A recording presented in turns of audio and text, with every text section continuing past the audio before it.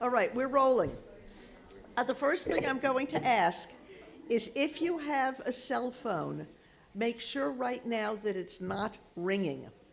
All right, because when we tape, you would not believe how much more easily the camera and the sound equipment pick up your cell phones than they pick up me or the candidates. All right, so everybody please silence their cell phones if you have not already done so. Hi, Amy. All right.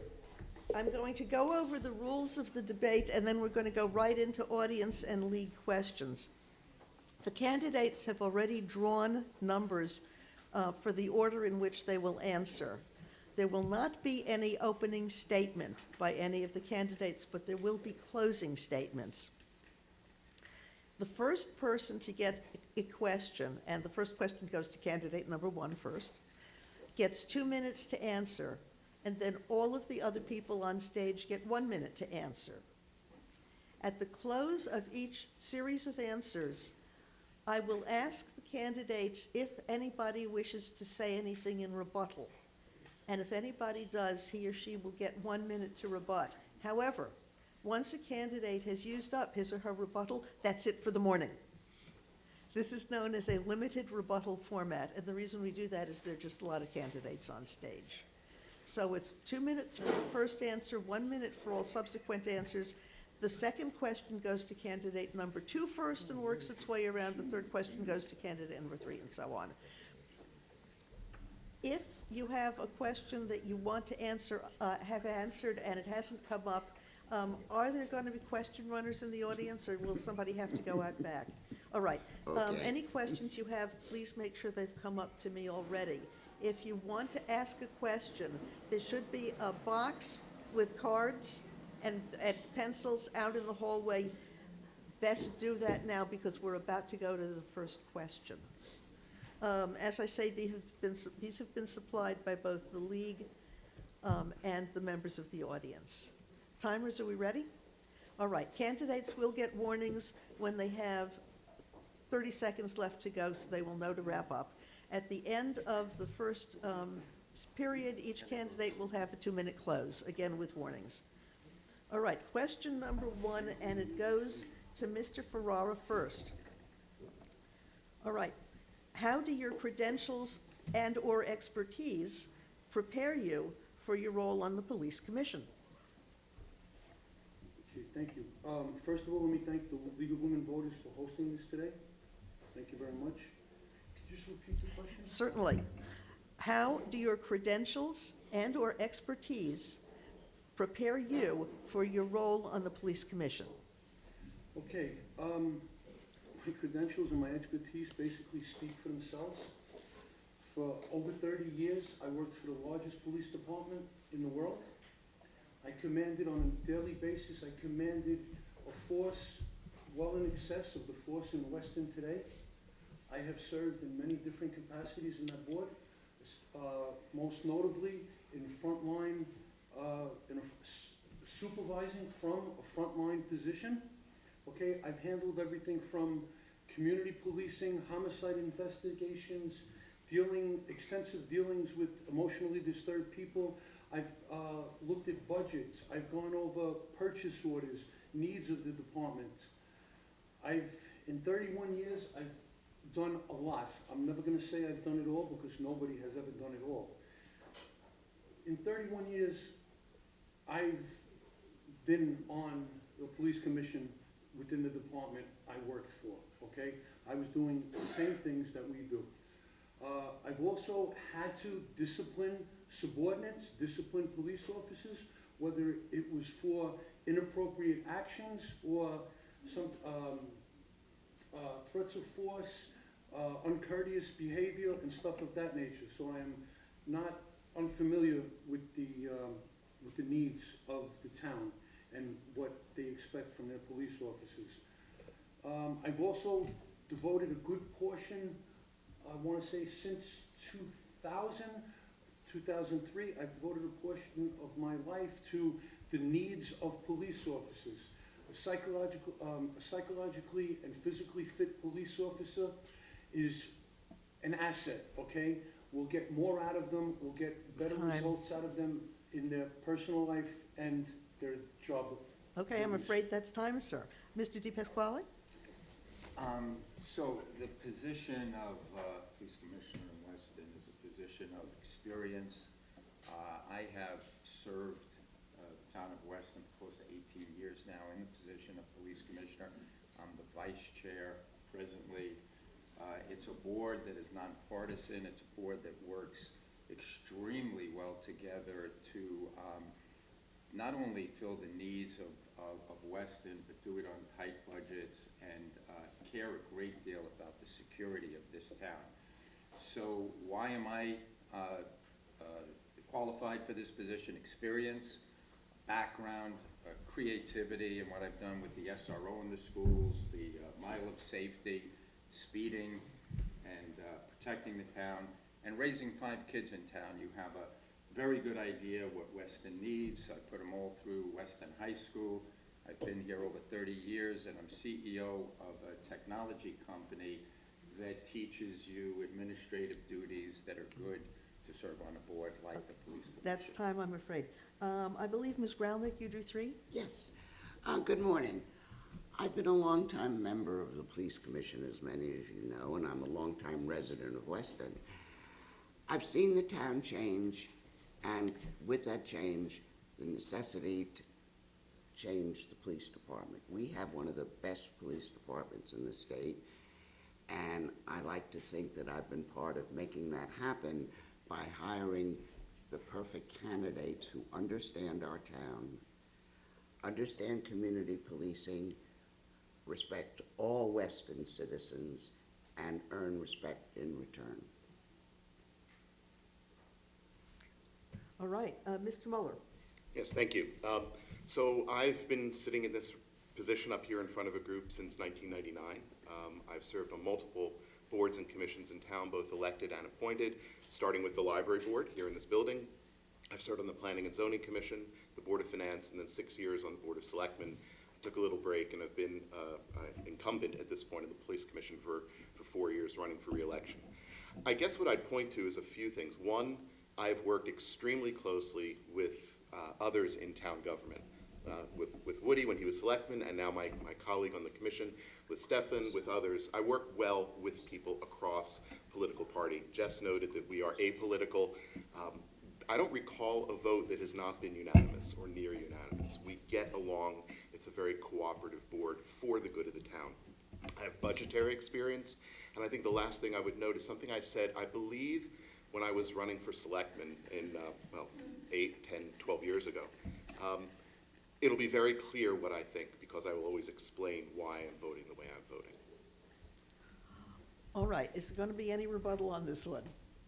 Didn't think so. Thank you. The next question goes to Mr. Di Pasquale first.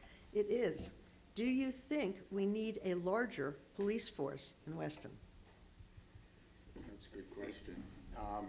We always need a larger police force. It's always better to have more security. It's always better to have more officers on the roads for speeding. It's always better to have more officers on School Road and not incur overtime with the limited police force we have. However, it's a budgetary issue. When you hire a police force, a policeman, an extra policeman, it costs a lot of money. They have pensions. We do the math to project out whether it's less expensive to hire more police officers or to incur more overtime with the police department we have. So it truly is a financial decision. I think right now we're in a good place. We have the manpower we need to have officers on patrol, to have officers in the school. Excuse me? To have officers in the school. I thought you were rebutting that. You're always the one that wants more police officers. In any event, it is balanced at the present time, and I think Weston, and you feel this, is a very protected town with the officers we have, and we spend a lot of time on the budgets to make sure we manage the costs very carefully of the officers we do have, as well as the training we send them to, and as well as where we deploy them. And I think that answers the question. Okay, Ms. Gralnick. This is going to show you how well the police commission gets along. I agree with what Jess said. Currently, we have 17 members of the police department. That is adequate. Yes, we could always use more, but there's the fiscal constraints that we're very conscious of, and we work very hard to make a very good budget that covers what we need in town. We're blessed with a police chief who works well with the commission and with the budget, and we know that if we need it, we can have more overtime, et cetera, if we need it. But currently, we're all right with the current number of 17 in the department. Mr. Mueller. Sure. I agree. Yeah. That was a softball question, unfortunately. But I think what's important to emphasize is the need to balance the expectations of what you all want and what we feel we can fiscally account for. People always say, it would be great to have 3 more officers sitting and doing traffic patrols, but there's a big cost to that. And so it's the need to balance what you want with what you want to pay for, and I think we're in a very good spot. I think this leads to a very different but related question is, do we have the right police officers? And to that I would say, absolutely, we today have the right police officers. We are going to be facing retirements in the next several years, and my focus, and one thing that I've spoken about in the commission, is the need to actively recruit different officers, more representative of the broader community. It's a challenge. It's definitely a challenge to get candidates that are not white males in town. We also didn't have the facilities to have female officers. There was no changing room. So I think that's something that we need to address. Mr. Ferraro. Do we need more police officers? Absolutely. Do we need an additional SRO, at least in the WIS? Absolutely. You tell me one thing that's more important than our families, than our children. We need more policing. Currently in Weston, we don't even follow state mandate on the midnight shift, midnight to 8, okay? We do not have supervision on the late night shift, okay? We have 2 police officers. The understanding is the senior officer will make the decision, okay? The senior officer, although he has the experience, he has not been trained properly to make those decisions. At least we need an additional supervisor added to the police department to fit in with state mandates. Thank you. Thank you. Okay, any rebuttal on this one? All right, next question goes to Ms. Gralnick. Do we need a citizens review board of police actions or at least an independent ombudsman? No, I do not believe we do. The members of the police commission are volunteers. We're not paid. We're not employed by the town. We, I believe, are perfectly capable and have in the past done what is necessary to make sure we have the best police department and that all police officers follow the rules and regulations. Another layer of a citizen review board is unnecessary in this town unless the townspeople think that we're not doing a proper job. I believe we are, and I don't think it's necessary to have an additional layer looking over our shoulders, to be perfectly honest. Mr. Mueller? That's a question that obviously has been debated. Beth used the word capable. Are we capable of doing it? Absolutely. The important thing is we're charged to do it. We are the citizens on that review board. The role of the police commission is supervisory. It's not the rah-rah section for the police department, although we encourage them. Our job is to oversee, to ensure that the correct rules are in place, that the correct funds are there to support the mission of the department, of the police department. That's our job. So we are the oversight board.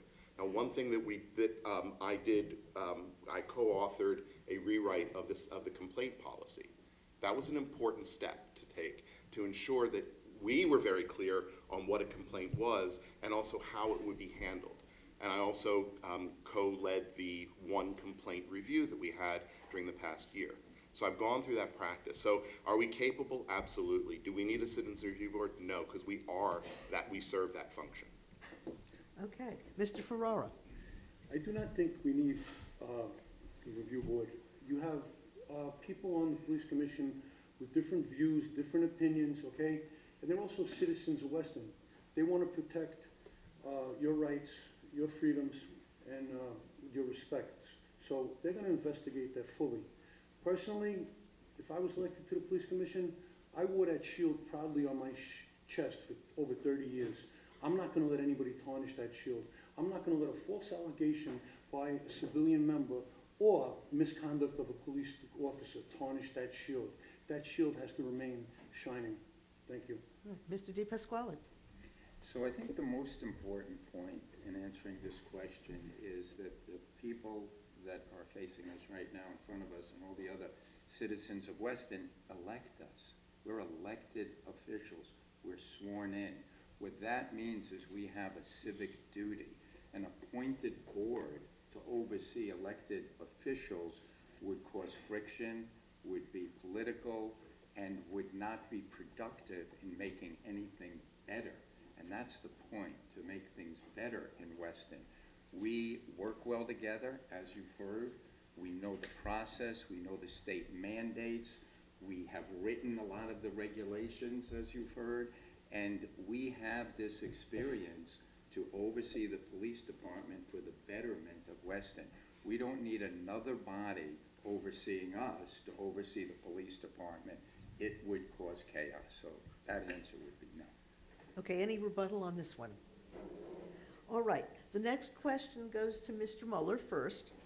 What is your perspective or plan for reducing speeding in town? If tickets are issued, all right.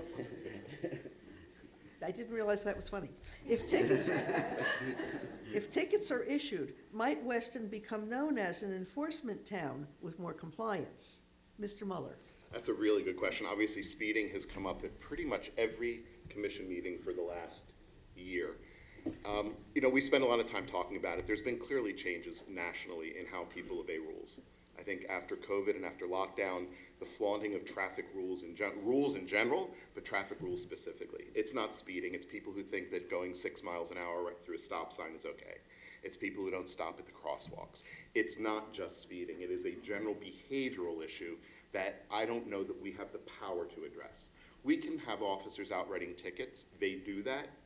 I think we have seen, if you look at the numbers, which are public on traffic stops and ticketing, the number of tickets written has definitely increased because of the commission working with the chief and with the officers and saying, you need to get out there and make sure people understand this. We have hundreds of miles of roads here. We can't police everywhere. We can police in certain areas. And there's a crackdown. We have the pizza boxes, those speed monitors. We've talked about getting, you see some places where they put a police car out there with the lights on. People stop. I don't think that's right. I don't think I have another minute. Oh, I do. I have 2 minutes. Wow. Keep going. Keep going. So there are lots of situational things that we can do that attempt to control speeding. We've gotten letters or notes by people saying, well, from a revenue perspective, wouldn't it be great if you write more tickets, the town gets more money, right? We get less than 10 cents. I mean, the amount that the town gets for writing traffic tickets is negligible. It's never an argument for increased enforcement. The argument is safety. And what do? I'm driving up Weston Road and you approach the flashing lights. They're flashing on the crosswalk. Kids standing there and people still blow right through. We can have police officers sitting there. Does it get the reputation? I would love this to be a town with a reputation for enforcement. We have a police department of 17 officers, 287 miles of roads in town. It's very difficult to be everywhere. All right, Mr. Ferrara? Okay, I think speeding is a major problem in Weston. I think the police commission in the past has done an excellent job. A few years ago, they installed a stop sign. They had a stop sign installed on Lions Plain Road and North Avenue. It cut down the speed on Lions Plain Road tremendously. Most recently, they voted to install a stop sign on Phantom Hill Road. Is also cut down the speed, okay? I think most of it is, whether we're an enforcement state or not, we need to accept responsibility for our own actions. We shouldn't be speeding, we shouldn't be driving recklessly, because it's our lives and our families' lives that are at stake. If anybody's familiar with Moms in Weston on Facebook, a lot of people are mentioned and ridiculed for their speeding and their unsafe driving habits. So sometimes a little public humiliation goes a lot. So if we need to be an enforcement state, so be it. Okay. Mr. DePasquale? We actually are enforcing this issue of speeding much better than we ever have in Weston. We have grants that have purchased more speed trailers that flash and show us the speed we're going. Believe it or not, that does result in people slowing down. It might be temporary, but it results in people slowing down. We also have data collection. So when there are roads that have high-speed issues, we have boxes on those roads that collect how many cars have passed, what data is collected, and so on. We listen to people. As David said, when you feel that they're speeding on a road, you come to the police commission meetings, you tell us, we react. We put up traffic control, we have more police patrol, we put up stop signs when necessary, and we execute plans according to speeding. It is getting better. One thing you may know or not know is we get no proceeds from any tickets given. It goes to the state. Okay, Ms. Grelnick? There's no question that we've got a speeding issue in town, and it's developed in the past 3 or 4 years. The police commission has given the chief power to use all available resources to increase patrols, to write more tickets. As Jess and Dave said, we use what we call pizza boxes to show people and for us to monitor the speed on roads. It helps. Our officers are out there giving more tickets, but as Dave said, we have 287 roads in this town, and it's miles. No, 287 roads in town that our officers have to patrol. We're working at it. We understand it. We've done what we can. The police department's done what it can, and I think we're getting it under control.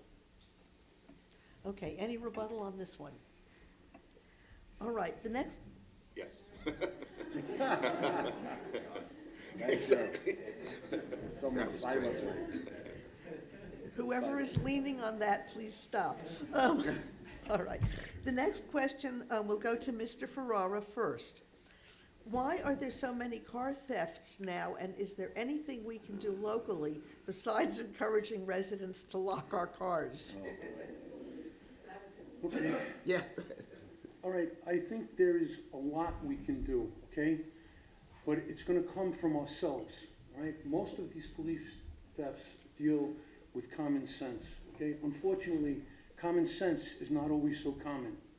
Most of these thefts have, I'd say over 90% of these thefts have been because people leave their key fobs in the car, okay? My first car, and many cars thereafter, we needed a key. If we didn't have the key, we couldn't start the car. We also needed the key to shut the car off. Now, all you need to do is push the button, the car will start. I'll leave the keys in my car. Somebody comes by. There are even some of the more exotic cars where if you don't lock the doors on the car, the mirrors do not go in. If you lock the car, the mirrors go in. You open the car, the mirrors go out. Somebody looking for a quick time to take advantage can pass by and say, oh, that BMW or that Lexus is open. Walks over to the car, pushes the button, and they're gone. We need to be responsible for our own actions. Take your keys out of the car. Another thing along with that, you leave your car open. What's in the car? The remote control to open your garage door. All somebody has to do is come by into your driveway at night, open that door, Craftsman, remote control, pushes the button, they're in your house. We need to be responsible. We need to have more common sense. 99% of these car thefts are because keys were left in the vehicles. We need to make everyone more aware that they shouldn't do it. Thank you. Thank you. Mr. Di Pasquale? So it's a complicated issue. It has a lot to do with regulations that were passed by the state of Connecticut, where policing is controlled. There's a police accountability bill that passed. There's something called POST that has regulated high-speed chases. Officers cannot pursue someone who steals a car right in front of them if that person does 80 to 100 miles an hour down Weston Road. The criminals know this, and they're very well aware, sometimes more than us, of what they could get away with. Same thing with juveniles. Many times the people stealing these cars are juveniles, and the juvenile age has gone from 16 to 18. So many other new regulations are in place that I can't cover them all here. But what it means is we need to take care of ourselves, as you've heard in the past, because the police have their hands tied as far as preventing a car theft and what to do immediately after a car theft. So we have to be diligent as citizens. Okay, Ms. Groundling? The police commission and the police department have done a lot to stop these car thefts. I don't know if all of you are aware, we did a big informational town meeting a couple of weeks ago where the chief and the sergeant emphasized how important it is to lock your car and don't leave your key in the car.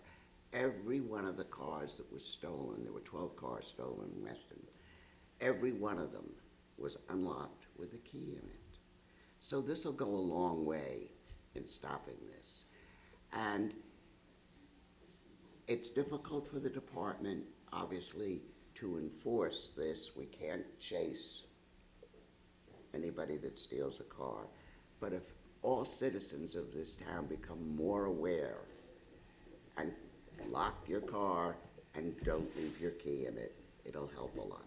Okay. Mr. Mueller? Well, all three of my peers up here have mentioned the common sense approach, so I don't need to go through that again.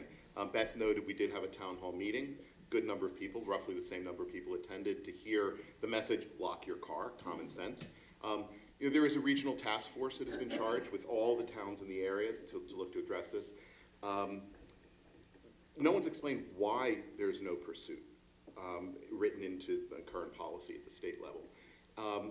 The rationale, or one of the rationales, is balancing the risks of high-speed pursuit on windy roads and the risks to people out walking, driving. And it is dangerous at a high-speed chase in a lot of these communities out here. Not along the Merritt, but certainly on back roads.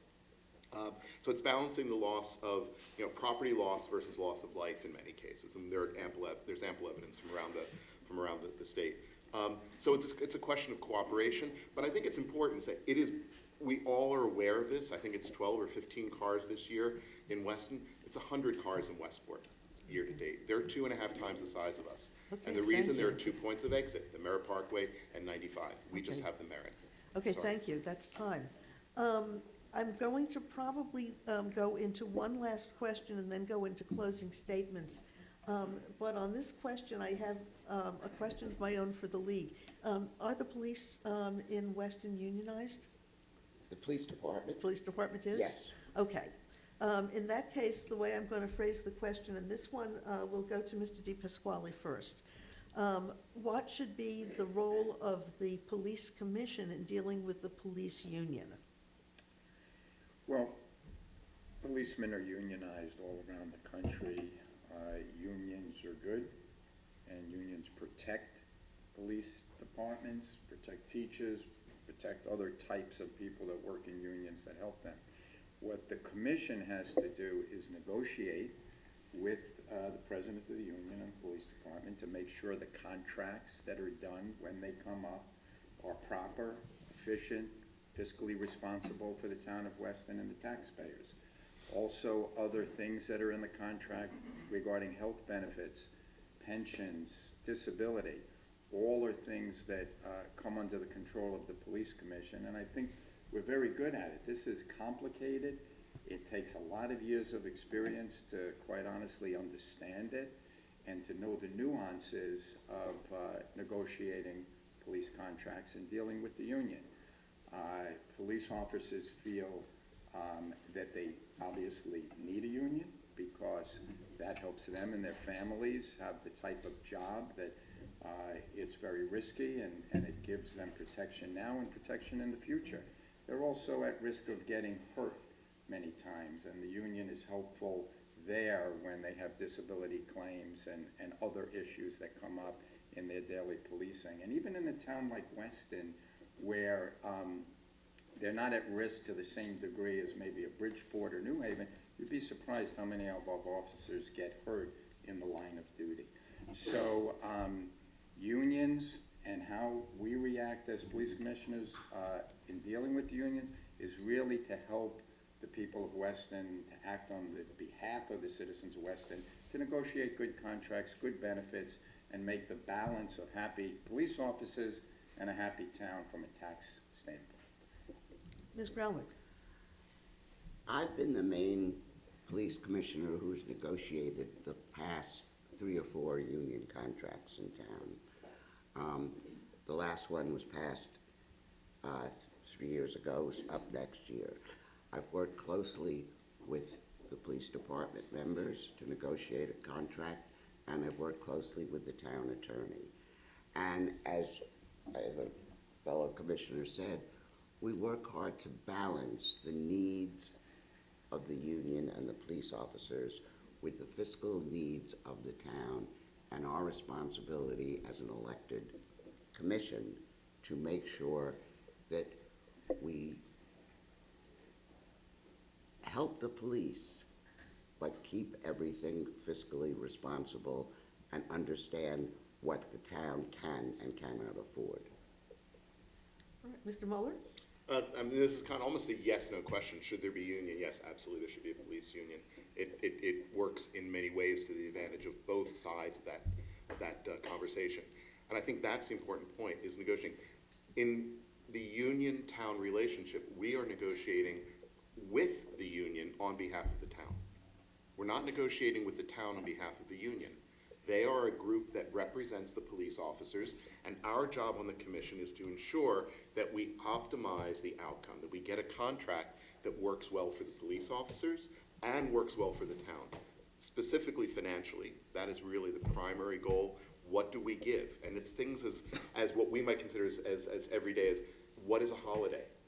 What should pay be on holidays? Healthcare, all those different issues. Those are all the critical things that we have to keep in mind. But in those negotiations, we are representing you. We're representing the town in negotiations with the police department.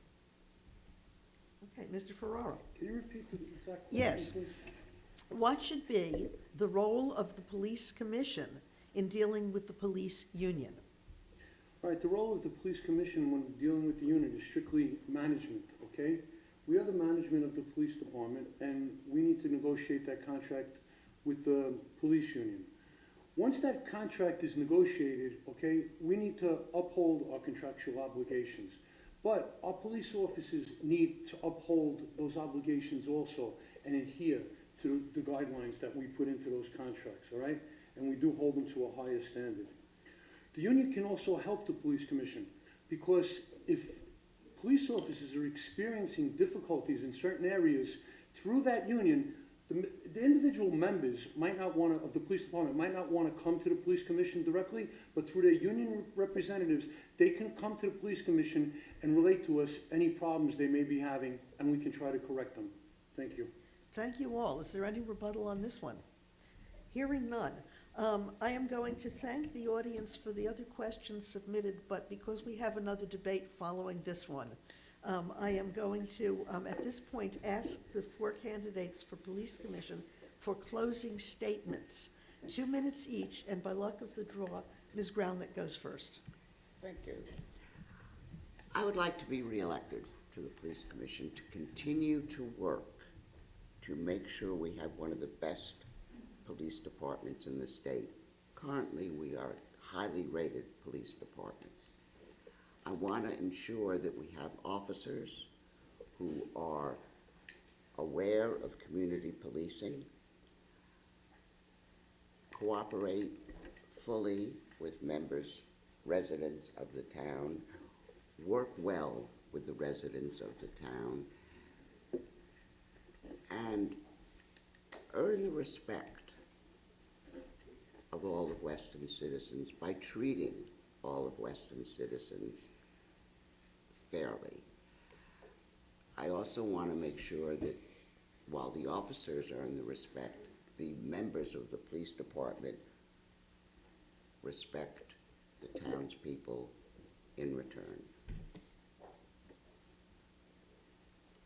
All right. Mr. Mueller? Okay, thank you. Thank you all for coming. Just on a personal basis, personal note, 83 years ago, my father was a refugee in Switzerland, having left Germany. And he was taken in, his family was taken in as a child by a woman named Alice Paul, who, as many of you know, was the author of the Equal Rights Amendment, living in Geneva, working for the World Women's Party to get the right of vote, to vote for women globally. And she helped them get visas to come to the United States in 1941. So on a very personal level, I've always been very enamored with the role of the League of Women Voters, just on a personal note. I'd love to be reelected as well. At some point, I'm not going to be, and it might be this year, it might be 4 years from now. I've served in government since 1999. I did take a 4-year break starting in 2015 when I chose not to run for re-election to the Board of Selectmen, but came back in 2019 to serve again. I enjoy what I do. I enjoy serving the people of the town. I enjoy knowing what's going on, and you get a lot of that when you sit on the police commission.